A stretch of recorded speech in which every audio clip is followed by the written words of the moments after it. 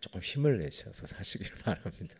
네, 유독 일부 설교하면 굉장히 이렇게 좀 무거운 느낌이 있어서 제가 항상 그 부분이 좀 마음이 쓰입니다. 오늘 애써서 함께 나누는데요, 6장 10절에서 14절 한번 같이 먼저 읽겠습니다. 시작.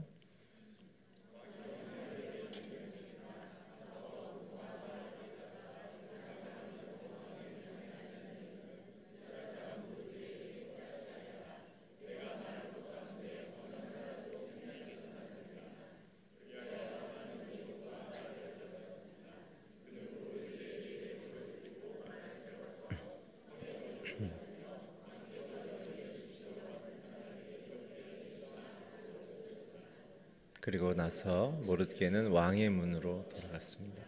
그러나 하만은 수심이 가득한 얼굴로 곧장 집으로 달려가 자기 아내 세레스와 모든 친구들에게 무슨 일이 일어났는지 다 말해 주었습니다. 그의 조언자가 아내 세레스가 그에게 말했습니다. 당신의 체면을 떨어뜨린 모르드게가 유다 출신인 이상 당신의 그를 당해낼 수 없을 것입니다. 당신은 틀림없이 망하게 될 것입니다. 그들 사이에 이런 이야기가 오고 가는 사이에 왕의 내시들이 도착했습니다. 그들은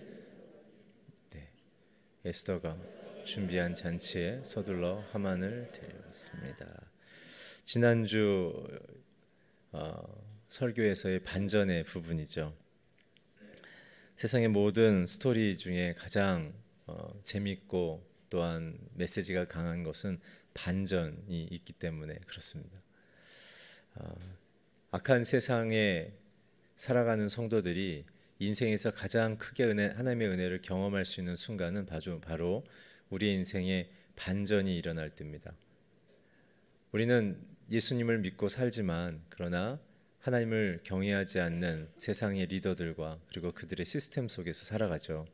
그래서 우리는 늘 혼돈과 질문 속에 살아가게 되어집니다. 그래서 선하신 하나님이 어디에 계시는가? 그분이 성경에서 말씀하신 그 아름다운 약속들은 세상 속에 어디 있는가에 대한 우리는 목마름 속에 살아갑니다.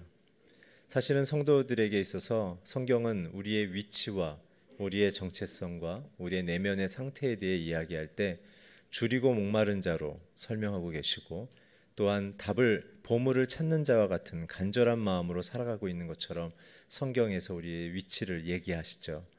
또한 주의 복음과 약속을 환상 가운데 또한 계명 속의 확신함으로 세상 가운데 실천할 때 주의 기적과 응답도 일어나지만 또한 세상의 리더들로부터 핍박과 환난을 당하는 동시적인 사건을 경험한다는 것을 우리는 성경과 우리의 역사 속에서 발견하게 되어집니다. 그 때문에 그리스도인들은 반전의 인생을 사는 것이 정상이며 또한 두 가지의 영역이 동시에 우리 인생에 공존하는 것이 올바른 성도의 삶을 살아가고 있는 모습입니다.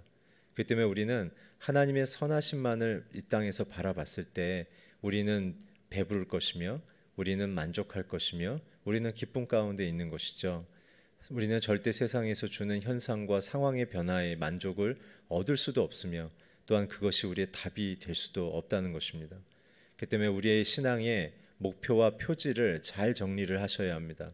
우리의 신앙의 목표는 우리의 환경이 개선되는 것이 아니라 우리의 마음이 좀 더 편안해지는 것이 아니라 또한 우리의 가진 것이 좀 더 많아지는 것이 아니라 우리에게 주신 하나님의 섭리의 뜻을 우리가 어떻게 깨달을 것이며 어떻게 그것을 소중히 여길 것이며 내 인생에 주어지신 하나님의 섭리의 사명을 내가 어떻게 기쁨으로 감당할 것인가에 대한 우리 자신에 대한 헌신과 그 주님과의 하나됨을 우리 인생의 만족으로 느끼며 또한 가져가야 한다는 것을 성경과 특별히 에스더서가 굉장히 강조하고 있는 것입니다.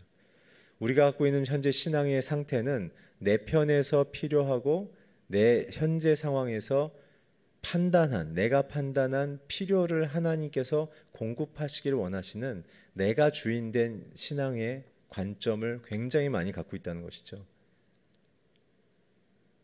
그 때문에 우리는 하나님 앞에서 침묵하지 않는 것이며 끊임없이 소동스러운 세상에 영향을 받아 나도 소동스럽게 하나님께 외치며 요동하며 하나님의 뜻을 구하기보다는 나의 뜻을 하나님께 관철시키려는 신앙의 내용을 갖고 있다는 것입니다. 그래서 우리는 끊임없이 사람들을 판단하고 있으며 사람들을 정죄하고 있으며 사람들의 잘못된 부분들을 내가 마치 교정하고 심판할 수 있는 사람인 것처럼 언론과 내 주변에 있는 사람들에 대한 내용을 관찰하고 해석하고 있지는 않는지. 성경은 그것에 대한 굉장한 경계심을 얘기하죠.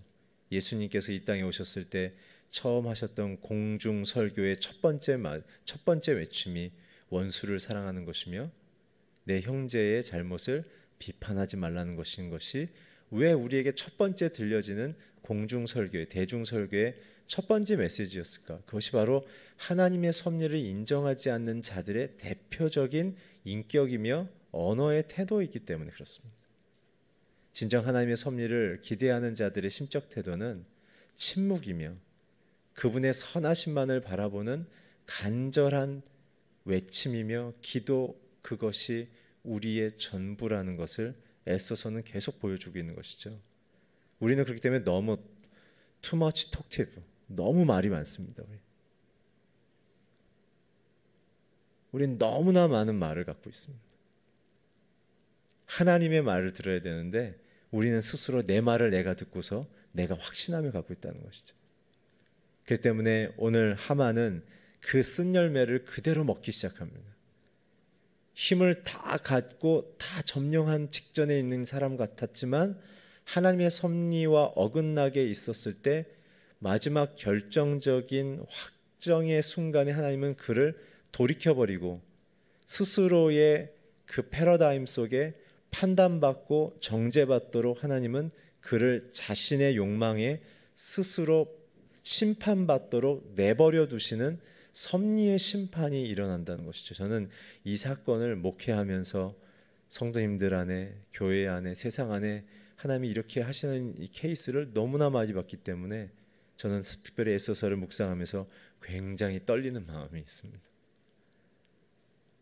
특별히 말을 많이 하는 분들은 조심하셔야 합니다. 그 말이 결국 나한테 다 날라오게 되어 있습니다. 그것이 왜냐하면 그 말은 하나님 앞에서 우리가 하고 있기 때문에 그렇습니다. 하나님의 섭리를 뛰어넘는 권위를 발휘하는 나의 판단과 기준을 외치거나 내뱉거나 속으로 품는 순간 하나님은 그 선을 넘는 것에 대해서는 하나님 잊지 않고 기억하신다는 거죠. 왜 그럴까요?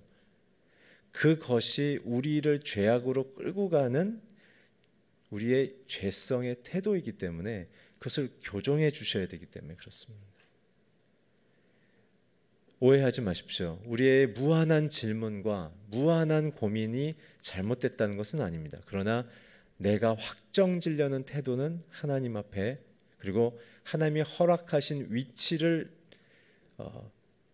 뛰어넘는 월권의 행위에 대해서는 하나님, 직장에서나 가정에서나 또한 인격적인 부분이나 영적인 태도에 대해서 하나님은 그 부분에 대해서는 잊지 않으신다는 것이죠.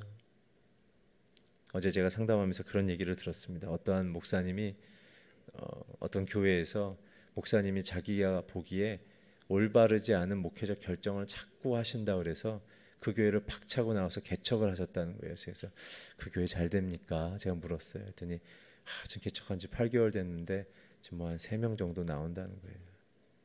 그래서 제가 그랬어요. 그분은 하나님의 섭리를 벗어난 것 같습니다. 왜냐하면 자기가 보기에 자기가 함께 팀워크를 이루고 있었던 담임 목사의 잘못된 부분을 불편하게 여길 수는 있지만 그러나 그것을 사임하고 뛰쳐나와서 그렇지 않은 교회를 해보겠다고 하는 것에 과연 성령께서 계실까? 왜냐하면 두 가지의 질문, 제일 굉장히 중요한 질문을 간과하기 때문이죠. 우리 모두는 죄인이라는 사실입니다. 우리에게 하나님이 요청하시는 것은 의로운 판단을 요청하시는 것이 아니라 죄인을 품는 우리에게 사랑을 요구하신다는 것.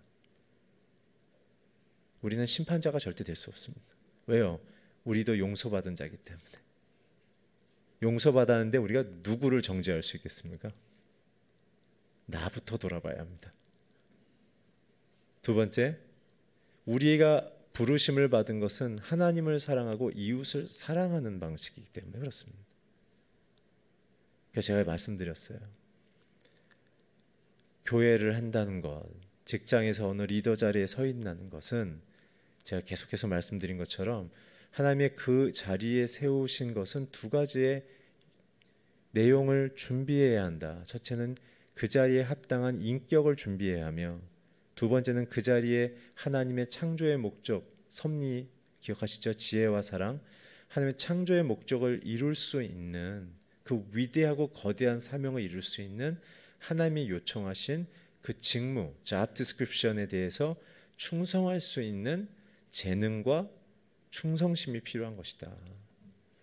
자기의 혈기와 의협심으로 그 자리를 만들어내고 자리가 선다 할지라도, 사람들은 그 자리에 있는 사람처럼 보인다 할지라도 모든 권위의 능력과 존귀함과 명예와 존경을 주시는 분은 하나님이시라는 것. 스스로 자기의 명예를 만들 수가 없습니다. 자기의 자리는 어떻게 저렇게 해서 꿰찰 수 있을지 모르겠지만 사람들로부터 명예와 존경을 얻는 것은 하나님이 주신 그 직무에 충실할 때만 가능한 것. 그 직무의 핵심은 하나님의 창조의 목적, 하나님의 이름을 높이는, 오늘 한기철 집사님이 기도해 주신 것처럼 하나님이 누구인가를 고백하는 것과, 두 번째는 사람을 사랑해내는 일, 두 가지. 그러나 현대사회는 너무 기술적인 일에, 그 직무의 평가에 집중하고 있기 때문에 사회가 점점 좀 부서지는 것이죠. 오늘 애써서나 성경은 우리에게 의협심이나 영웅적인 행동을 요청하시는 것이 아닙니다. 죄인인 것을 고백하며, 그리고 우리의 마음속에 그리스도가 아니고서는 우리 안에 선함이 없음을 인정함을 통해 아빠로서, 남편으로서, 엄마로서, 아내로서, 자녀로서, 그리고 직장에서 맡겨진 직무의 위치 가운데 오직 하나님의 그 선하신 창조 목적이 무엇인지를 고백하지 않으면, 오늘 하만처럼 자신에게 주어진 뜻밖의 기회를 감사와 겸손으로 하나님의 선하신 목적을 이루는데 고민하며 대화하며 사람들을 끌어안는 방식이 아니라 지배하며 자신을 높이는 방식으로 살아가는 순간 결국은 외로워지게 되어지고 결국은 하나님 앞에서 심판의 대상이 된다는 것을 잊지 마셔야 합니다. 그래서 우리는 굉장히 말을 줄여야 합니다. 우리의 말과 행동이 하나님 앞에 쌓여가고 있다는 것을 기억하십시오. 그래서 그것이 섭리 안에 있지 않으면 그것은 하나님 앞에 하만처럼 해결해야 될 문제인 것을 기억하셔야 합니다. 오늘 읽은 내용을 조금 정리하면 하나님의 섭리가 하만에게 임하죠. 특별히 에스더의 세 가지의 태도. 첫 번째, 하나님을 향한 45시간의 금식의 기도. 그 여인은 하나님의 섭리를 알지 못했던 여인이지만 하나님의 섭리를, 위기 가운데 하나님의 섭리로 나아가는 믿음의 결단을 했기에 하나님 앞에 쓰임을 받고 보호를 받는 열매를 맺었다는 것. 여러분, 위기와 어려움이 오면 하나님의 섭리 앞에 엎드리시길 축복합니다. 사람하고 맞부딪히지 마십시오. 사람이 우리의 해결의 대상자가 아니며 통로가 아닙니다. 하나님이십니다. 엎드리십시오. 주 앞에 엎드리십시오. 엎드리지 않으면 하나님의 섭리의 능력과 문제의 해결은 일어나지 않습니다. 두 번째는 무엇입니까? 그가 왕의 권위를, 부족하고 잘못하고 있는 왕의 권위를 하나님이 허락하셨기 때문에 인정했다는 것. 그리고 왕의 그 부족한 인격, 굉장히 이기적이고 자기 영웅심이 있는 자이기 때문에 잔치를 열어줌을 통해서 하나님의 섭리를 받아들일 수 있는 마음의 이 오픈니스, 열리는 과정, 존중감을 확인할 수 있는 과정으로 그가 그의 입장에 서서 하나님을 만날 수 있도록 왕을 이끌었다는 그 지혜로운 선택. 세 번째는 뭐죠? 목숨을 걸고 왕 앞에 나온 진정성. 어떤 사람의 부역자가 되라는 것이 아닙니다. 하나님이 세우신 리더십이라는 것에 대한 인정과 그 리더를 바꿀 수 있는 것은 내가 아니라, 남편과 아내를 바꿀 수 있는 것은 아내와 남편이 아니라 하나님인 것을 알고 하나님 앞에 내 모든 약점과 이 간절함을 하나님께 맡기며 그를 존중하는 마음으로 섰을 때만 하나님의 섭리는 작동된다는 사실을 기억해야 한다는 것이죠. 그렇게 했기 때문에 하나님의 반전의 드라마는 역사 속에 시작된 것이죠. 하나님의 섭리를 거역한 자가 이제 하나님의 섭리를 고난 가운데 순종한 자를 섬기게 되는 것이죠. 모르드게를 핍박했지만 이제 모르드게를 섬기는 자로 그가 하락하는 그러한 역사적인 결과가 나타나기 시작합니다. 모르드게에 대한 태도를 지난주에 두 가지로 설명드렸죠. 그는 영적인 사회적 고난을 감당하고 있었다.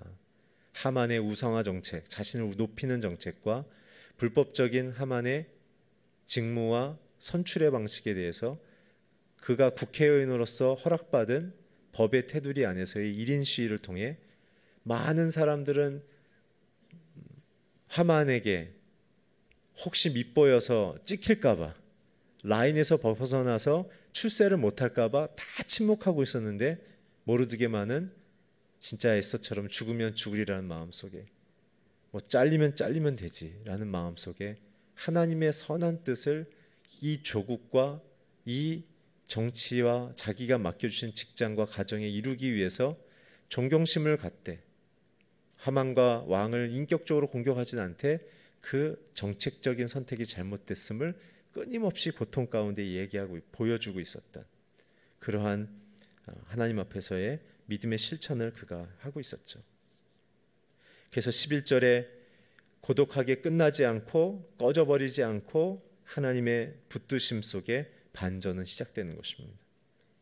거기서 우리 두 가지의 메시지를 받을 수 있죠. 조직과 리더의 변화는 내가 결정하는 것이 아니라 하나님이 결정한다. 두 번째, 나는 진실을 말해야 되는 책임이 있다. 세 번째, 명예와 존경은 내가 만드는 것이 아니라 하나님과 사람들이 인정해야 생기는 것이다. 그것은 진리 안에 거했을 때만 가능한 일이죠.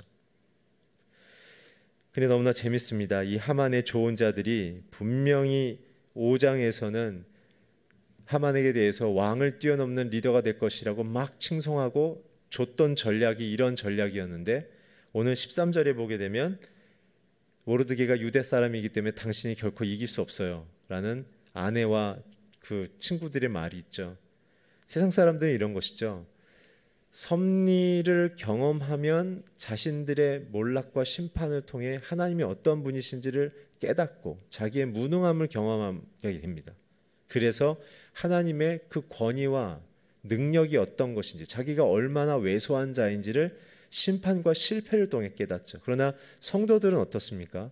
섭리가 작동되기 이전에 하나님은 어떠한 분이시며 그분은 어떻게 선하고 권위가 있으신 분인지를 미리 고백하는 자들이 신자와 미신자들의 차이인 것이죠. 심판을 받기 전에 하나님이 어떠한 분이신지를 고백하며 그 심판을 통과해낼 것인가, 그것은 신자들에게 주신 하나님의 복인 것이죠.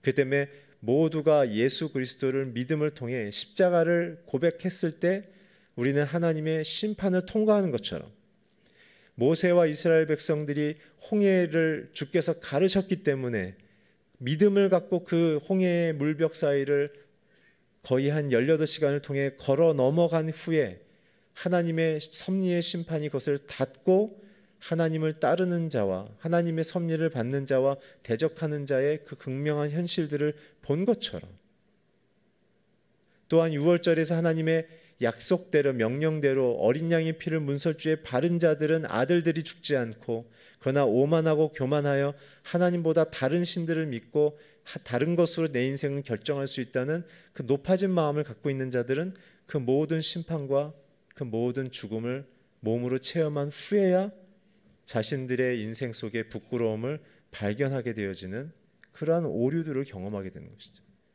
그 때문에 신자와 미신자의 차이는 섭리가 작동되기 전부터 하나님을 누구라고 고백할 것인가, 24시간 평상시에 하나님이 누구라고 고백할 것인가에 대한 태도를 갖고 있는 자들이 믿지 않는 자들과의 차별성이라는 것을 기억하셔야 합니다. 그렇다면 우리는 어떻게 살아야 합니까? 매 순간 하나님의 창조주 되심과 통치자 되심과 구원자 되심과 심판자 되심을 늘 고백함으로 내 인생의 결정권과 내 인생의 완성이 하나님 손에서 최고로 아름답게 완성됨을 믿음으로 나아가는 것, 그것이 우리에게 주신 하나님의 복인 것이죠. 그래서 왕은 하만의 실체를 발견하죠. 사관을 통해서 자신 몰래 이루어지고 있는 정책적 결정과 그리고 결정적인 쿠데타를 막은 자가 모르드게인 것을 깨닫고 그는 지난주에 하만과 굉장히 의미 있는 대화를 나눴죠. 높이고자 하는 자가 있다. 하만은 자신으로 착각하게 함을 통해 아하수에로 왕은 하만 안에 있는 그 본질의 뜻이 뭔지를 스스로 내뱉도록 굉장히 무서운 왕의 권위와 실력을 보여주는 것이죠. 자신의 속을 다 털려버렸어요, 하만이. 그래서 왕은 확신한 거죠. 얘가 진짜 내 등에 칼을 꽂을 애구나. 내가 나를 보호하라고 세운 이 인자가 나를 털어버릴 자인 것을 깨달아서 모르드게로 바꿔버리는 것이. 이것은 아하수에로 왕이 선하거나 하나님을 경외했기 때문에 가능한 것이 아니라 하나님이 악인의 마음속에 작동하고 있는 그 악한 구조를 이용하셔서까지도 하나님은 자신의 섭리를 이루시는 굉장한 탁월한 리더라는 사실을 기억하셔야 합니다. 그 때문에 우리는 하나님을 두려워해야 하며 악인이 하나님의 뜻 앞에 쓰임을 받고 있는 리더가 될 수 있다는 사실을 부인해서는 또한 안 됩니다. 그 때문에 우리는 모든 악한 리더나 부족한 리더나 우리가 보기에 정말 조건이 안 되는 리더가 됐다면 더 주목하셔야 됩니다. 왜 하나님이 저 사람을 세우셨을까? 그리고 내가 저 사람에게 어떠한 하나님의 섭리의 영향력을 함께 나눠야 될 것인가? 비판하지 마십시오. 하나님을 경외하는 마음으로 그들을 바라보셔야 합니다. 오늘 본문을 좀 같이 읽고 짧게 정리하겠습니다. 오늘 본문 1절부터 6절까지 함께 읽어주시면 감사하겠습니다. 시작.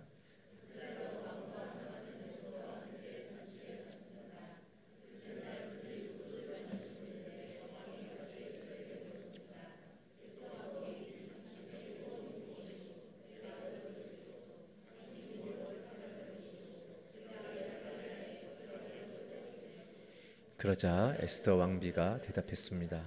왕이여, 제가 왕의 은총을 입었다면, 저를 좋게 여기신다면 제 목숨을 살려주십시오. 이것이 제 소원입니다. 그리고 제 동족을 살려주십시오. 이것이 제 부탁입니다. 저와 제 동족을 팔려서 멸망과 죽음, 학살을 당하게 되겠습니다. 그리고 남녀 종들로 팔리게 됐다면 가만히 있었을 것입니다. 그 같은 일로 왕이 괴로워하실 필요가 없기 때문입니다. 아하수에로 왕이 에스더의 왕비에게 물었습니다. 그가 누구요? 감히 그런 일을 벌이는 마음먹은 자가 어디에 있어? 에스더가 말했습니다. 그 원수이며 적수는 바로 이 사악한 인간 하만입니다. 그러자 하만은 왕과 왕비 앞에 하얗게 질렸습니다. 드라마로 보면 가장 사람들이 몰입도, 시청률이 제일 높은 순간이 될 것입니다. 오늘 아하수에로 왕은 첫 번째, 당신이 내게 목숨을 걸고 이렇게까지 하는 의도가 뭐요라는 세 번째 질문을 에스더에게 하지만, 잔치가 열리기 전에 45시간 동안 금식하고 잠을 자지 않고 수척해진 모습과 왕으로서의 공식적인 옷을 입고 자신 앞에 나온 그 외형적 태도와 그리고 죽음을 각오하고 멀리서 왕의 눈에 띄어서 부름을 받기 위해 서 있는 그 왕후로서의 왕을 존중하는 겸손한 이 세 가지의 태도를 처음 보고 말한 첫 번째 질문에서는 아하수에로 왕은 외롭고 고달프고 구테타로 인하여 자신이 극심한 고립감에 빠져 있었을 때 나타난 왕후로서의 반가움으로써 왜 나왔냐는 질문이었으며, 두 번째, 첫 번째 잔칫날에 자신을 위하여 만든 열어준 잔치 속에 이렇게 나를 구테타 속에서도 위로하는 당신의 그 사랑의 이유가 뭡니까? 라는 질문이었지만, 오늘 이 질문은 방금까지 설명해드린 사관을 통해 하만과의 직접적인 그 동기를 확인한 후에 확신과 물증과 심증을 다 확인한 이후에 지난주 설명해드린 것처럼 왜 이 두 번 잔치 속에 왕과 더불어서 총리인 하만을 동석시켰으며 왕인 내가 묻는 질문에 내일 말씀드리겠다라고 시간을 천천히 끌고 느리게 이 긴급성을 외면으로는 자신에게 표현했지만 말을 내뱉지 않는 왕후의 그 머뭇거림의 느린 태도 속에서의 왕의 궁금증, 그러면서 이 하만의 물증과 확증 속에 더 깊은 어떠한 증거가 있음을 왕후에게 묻는 왕의 권위를 회복한 아하수에로의 태도, 이 세 가지의 단계가 다르다는 것을 기억하셔야 돼요. 리더로서의 위치를 회복하고 있죠. 아하수에로 왕은 하나님을 구하진 않았으나 그러나 하나님은 자신에게 맡겨진 이 피조 세계를 통치하는 방식에 있어서 악한 왕에 있어서도 자기의 욕망과 정욕으로 빠져서 실수하고 있더라도 하나님의 섭리를 결정적으로 이룰 때는 하나님이 붙들어서 쓴다는 거예요. 그러니까 우리가 가끔 역사나 정치사회 보게 되면 진짜 아닌데 가끔 올바른 일을 하는 리더들이 있죠. 그 하나님의 섭리 때문에 그래요. 그 맨정신에서 한 거 아니에요. 하나님의 섭리에 붙들려서 나도 모르게 뭔가 몰입해서 그 선한 뜻으로 간 거예요, 여러분. 오늘 이걸 보십시오. 하나님은 굉장히 무서운 분이십니다. 하나님은 어떻게든 자기의 선한 뜻을 이루십니다. 그래서 우리는 그 뜻만을 존중하며 따라야 되죠. 그것은 여러분 오해하지 마십시오. 우리가 가끔 하나님의 뜻이 선하기 때문에 그것을 받아들여야 한다고 얘기할 때 우리의 마음속에 일어나는 세상 속에서 주입한 우리 안에 모듈 프로그램들이 있어요. 뭐냐면 내 생각이 하나님의 생각보다 높을 수 있지 않을까? 내 생각이 하나님 생각보다 더 완전할 수 있을 텐데, 그거의 근본은 어떠한 프로그램이 우리 안에 이식됐냐면 하나님은 내 인생에 별로 관심 없고 내 인생은 내가 책임져야 되며 나는 주체적으로 내가 판단하는 내가 중심이라는 생각인 거죠. 일부는 맞지만 그러나 우리는 이것을 기억하십시오. 하나님은 우리는 완벽하게 스스로 결정하며 책임질 수 있는 자유의지를 주셨으나 그러나 우리의 지혜와 판단은 uncertainty, 불확정성이 있다는 사실을 기억하셔야 돼요. 우리는 부족한 정보와 미래를 제어할 수 있는 권위와 권능이 없는 상황 속에 우리는 상대적으로 살아가야 되는 역사적 상대주의자인 것을, 그 절대적인 조건값을 잊으시면 안 돼요. 쉽게 설명드리면 우리가 마음먹은 대로 세상이 바뀌나요? 내가 마음먹은 대로 사람들이 움직입니까? 근데 어떻게 우리의 생각이 선하며 완전하다고 생각하죠? 어떻게 우리의 생각이 대로 세상이 이루어지면 확실하다고 생각하죠? 그 확신의 근거는 무엇입니까? 자신에 대한 존중감 외에는 없어요. 그러나 하나님의 섭리는 악인조차도 보호하시고 악인조차도 사랑하시는 정말 완전한 하나님의 통치라는 사실을 기억하셔야 합니다.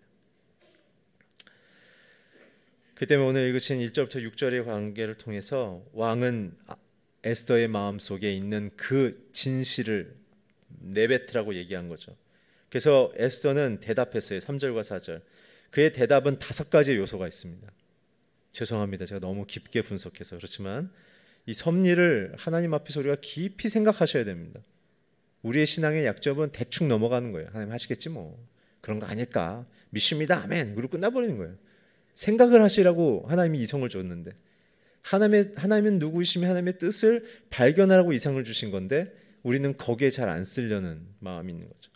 5가지의 뜻이 있습니다. 첫 번째, 왕의 대답에는 아하수에로 왕의 권위를 인정하며 존중하는 태도를 여전히 있죠.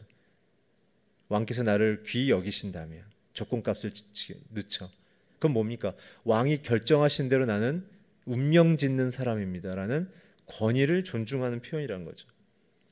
과연 우리는 직장에서, 가정에서 서로에 대한 하나님이 허락하신 권위를 그렇게 존중하며 대화하고 있는가? 아니면 당신은 왜 그 모양이야? 라고 심판자의 위치에 서서 얘기하고 있는가? 2번째, 호소하는 태도란 것이죠.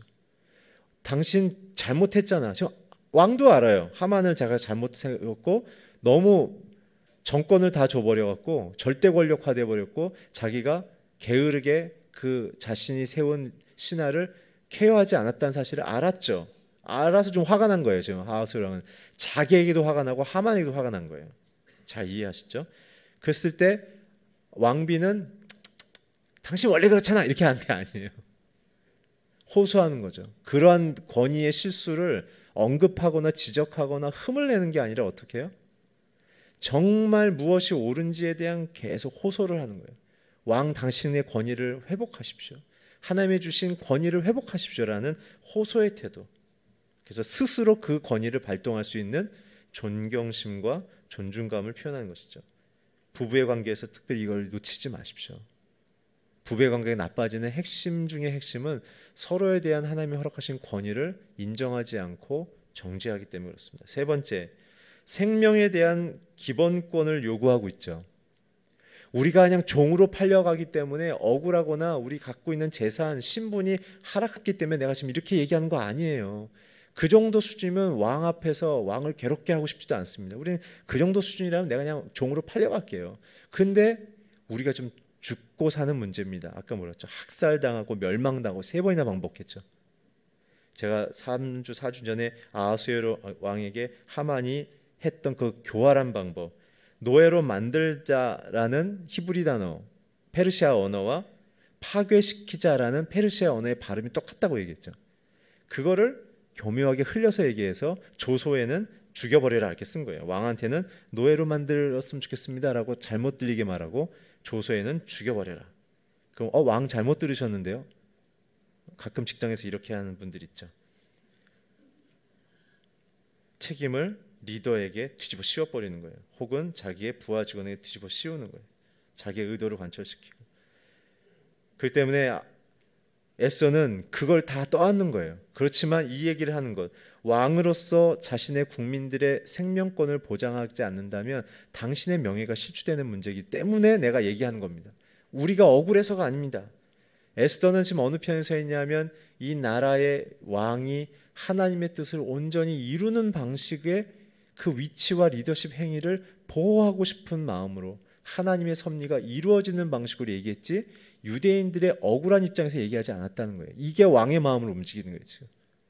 자신의 이권과 자신의 기득권과 자신의 어떤 소유권을 보호해달라는 게 아니라 지금 왕 자신의 왕권이 흔들리지 않도록, 그 속뜻은 생명을 보존하며 사랑하고 구원하시는 하나님의 뜻이 역사 속에 계속 지속될 수 있도록, 학살과 대규모의 사륙이 일어남을 통해 하나님의 피조 세계가 망가지지 않도록, 뒤집어 얘기하면 뭡니까? 하나님의 사랑이 이 땅에 편만하게 이루어져야 되는데 미움과 다툼과 경제와 조소와 비난이 끊어질 수 있도록 우리는 리더들의 마음을 바꿔내고 가정을 바꿔내는 그러한 섬김의 마음으로 우리는 살아가야 된다는 것이죠.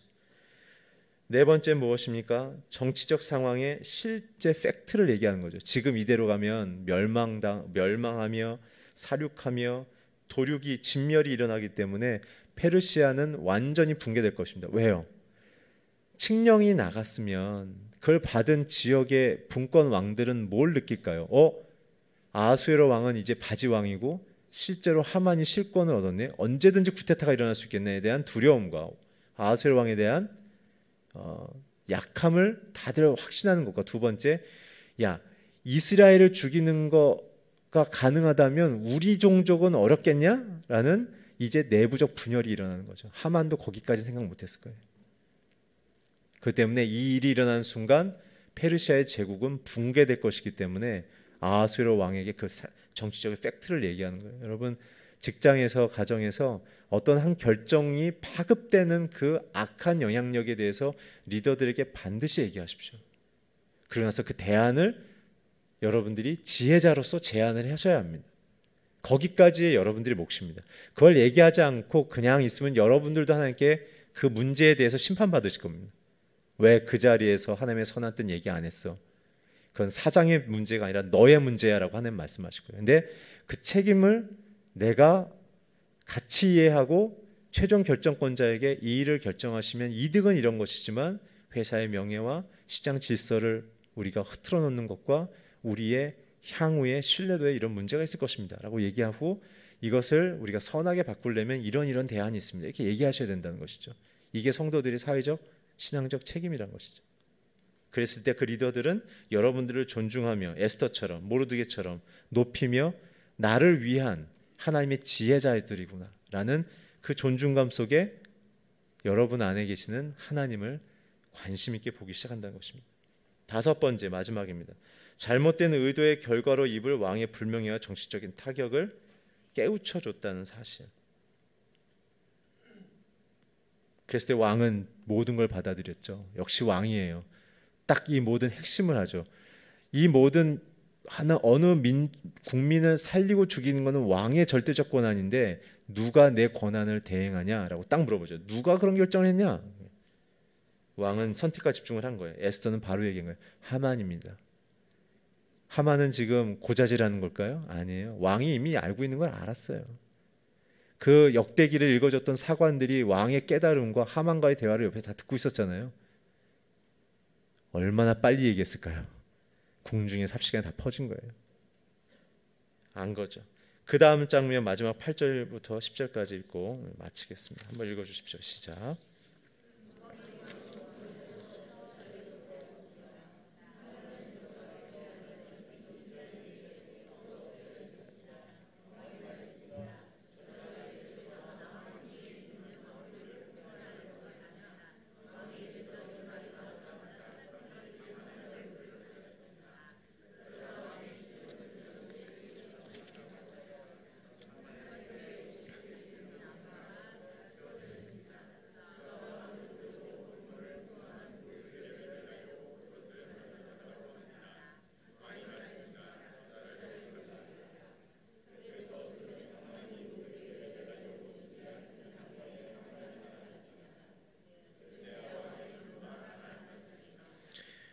하나님을 경외하지 않으면 자기 무덤을 파기 시작합니다. 하만은 사람들을 의지하고 자기를 높이는 인간이었죠. 그래서 어떻게 해요? 이제는 자기의 목숨을 결정하는 자가 아하수에로 왕이 아니라 에스더인 걸 알고 어떻게 했죠? 쪼로로 에스더 방으로 쫓아 들어갔어요. 그리고 어떻게 했습니까? 꿇어 엎드렸어요. 하만으로서 그 도도하고 당당했던 모습은 없어지고 이제 꿇어 엎드렸죠.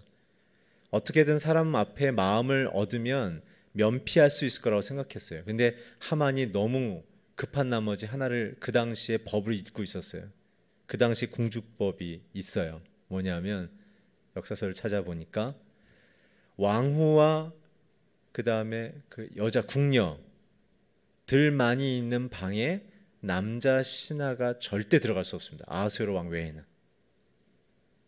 그 의미는 그것은 성적인 욕구로 간주되는 법이 있었어요. 왕궁 안에. 그러니까 오늘 얘기하죠. 지금 그 우리말 성경에는 굉장히 점잖게 내 왕후를 지금 어떻게 해요? 뭐 공격할 것이 아니냐 이렇게 되어 있죠. 근데 페르시아의 역사서를 보면 그렇게 기록되어 있지 않았어요. 내 왕후를 겁탈하려고 들어갔구나 이렇게 되어 있어요. 아하수에로 왕이 이제 폭발한 거예요. 어떻게 해요? 1장에서 7명의 국가의 최고 지도 경영자 그 조언자들 때문에 와스들이 잃어버렸잖아요.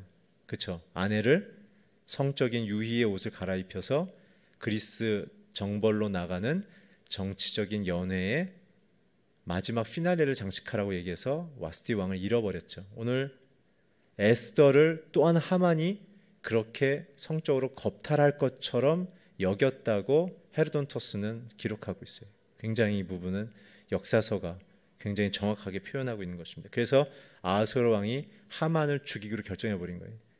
내 권위도 빼갖고 이제 내 아내도 능멸을 해. 그래서 아하수에로 왕은 하만을 능멸하고 결정한 거죠. 여기서 저는 모르드게와 하만을 비교해야 된다고 생각해요. 여러분 직장에서 가정에서 여러분들이 하나님 앞에 섭리에 벗어난 상황 가운데 고통하고 신음하는 일이 있다면 하만처럼 사람 앞에 엎드리지 마십시오. 엎드리면 이렇게 자신의 행위로 판단받고 정죄받고 끝나버립니다. 모르드게처럼 하나님이 주신 호소의 마음과 하나님이 내게 우리의 조직에 우리 가정에 역사하실 것을 고통과 고난 속에서 끊임없이 호소하고 계셔야 돼요. 아마 이 얘기는 더 이상 예를 안 들어도 아실 겁니다. 직장에서 라인 잘못 썼다가 잘리는 분도 굉장히 많이 보셨죠? 하만의 스피릿이에요. 하나님을 의지하고 계속 있는 사람들은요 사장이 바뀌든 이사가 바뀌든 과장이 바뀌든 부사장이 바뀌든 상관없어요. 왜요? 모든 사람이 인정하니까 이 사람은 우리 회사에 꼭 필요한 사람. 하나님 앞에서 섭리로 살아가시기를 축원합니다. 여러분과 저의 가정 속에 하나님의 섭리를 따르는 가정이 되기를 축복합니다. 기도하겠습니다. 하나님, 주의 영광이 우리 귀한 성도님들에게 임하심을 찬양합니다. 주의 섭리로 부으셨고 붙드시고 이끄시오니 직장에서 가정에서 주의 영광을 선포하며 주의 뜻을 이루는 귀한 리더로 사용하여 주시옵소서. 예수 그리스도의 이름으로 기도했습니다. 아멘. 모두 함께 일어나서 봉헌으로 예배하겠습니다.